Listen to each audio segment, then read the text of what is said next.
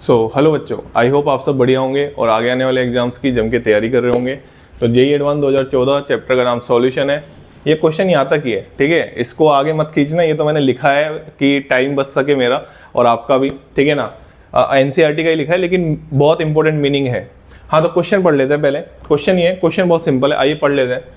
mx2 dissociates into m2 plus and x minus ions in an aqueous solution with a degree of dissociation alpha आपको दे रखा है, ठीक है। चलिए बढ़िया है। फिर आपसे पूछे the ratio of the observed depression of freezing point of the aqueous solution to the value of the depression of freezing point in the absence of ionic dissociation. मतलब आपसे ऑब्जर्व्ड कोलिगेटिव प्रॉपर्टी और वो colligative property के बीच में ratio पूछा है जब उसने आयनिक डिसोसिएशन को कंसिडर नहीं किया है। एब्सेंस पे अंडरलाइन कराया मैंने, ठीक है ना। तो बेटा ये ऐसे टाइप का क्वेश्चन 2014 में आया था, उसके बाद ऐसे टाइप का क्वेश्चन देखने को नहीं मिला। हो सकता है कभी भी आ जाए, ठीक है ना, हो सकता है कभी भी आ जाए। मेंस में तो ऐसे क्वेश्चन आते रहे ही हैं, ठीक है ना। अब मैंने आपके सामने 3 फॉर्मूले लिखे हैं आई के। इसको आई को बोलते हैं वांट ऑफ फैक्टर। क्या बोलते हैं? Want of factor. आराम से देखो यहाँ पे, इससे भी पहले फॉर्मूले देखने से पहले आप यहाँ पे आ जाइए सबसे नीचे। यहाँ पे क्या क्या लिख रखा है? Abnormal, experimental, actual, observe. तीनों भाई हैं, ये चारों भाई हैं आपस में।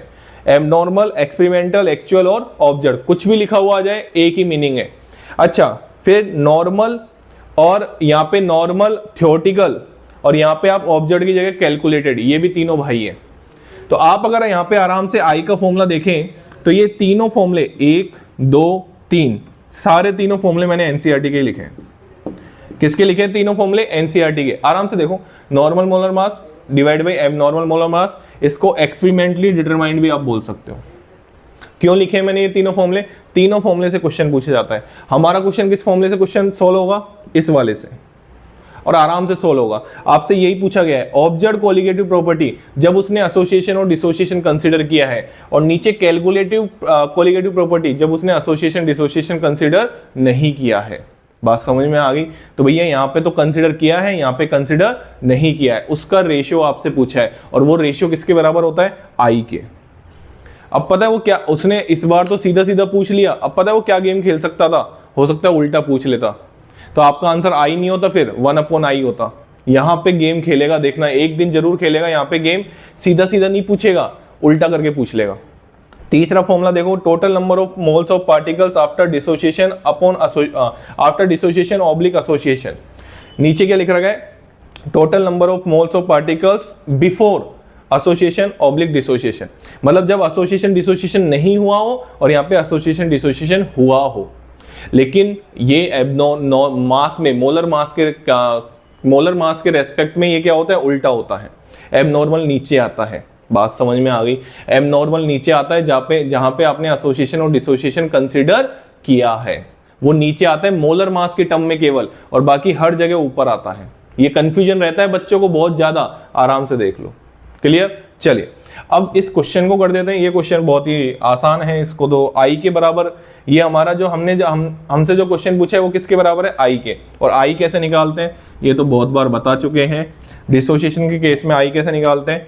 आई बराबर होता है 1 + n-1 × अल्फा। अब यार ये तो आपको पता ही होगा, colligative property depression in freezing point होता है। जो आपसे क्वेश्चन ने पूछा है ना, वो डिप्रेशन इन फ्रीजिंग पॉइंट, इसलिए मैंने आपको नहीं बताया, इतना तो पता ही होना चाहिए भाई। ये कोलिगेटिव प्रॉपर्टी है। इसका ऑब्जर्व आपसे क्वेश्चन ने पता है क्या पूछा है? आई बराबर delta T F observe divide by delta T F calculated. ये आपसे क्वेश्चन ने पूछा है, और मैं ये बोल रहा हूं कभी भी उल्टा पूछा जा सकता है। तो बताओ, आई बराबर 1 + n क्या होता था? जितने में डिसोशिएट होगा। भैया डिसोशिएट कितने में होगा? आइए बात कर लेते हैं।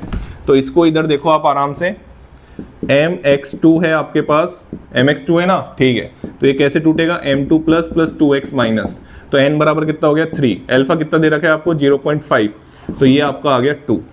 सिंपल। n क्या होता है? एक फॉर्मूला यूनिट से जितने नंबर ऑफ आयंस, कितने नंबर ऑफ आयंस? 1, 2 और 1, 3। तो इस क्वेश्चन का आंसर क्या हो गया? 2। अब यार ये तो आना चाहिए, मैंने 50 बार बता चुका हूँ अलग अलग क्वेश्चन में। ये क्वेश्चन था, ये 3 फॉर्मूले एनसीईआरटी के बहुत इंपॉर्टेंट है, और इनका मीनिंग किसी भी मीनिंग में आपसे पूछा जा सकता है। ठीक है, चलिए thank you so much. Channel को लाइक करें, शेयर करें और सब्सक्राइब करें।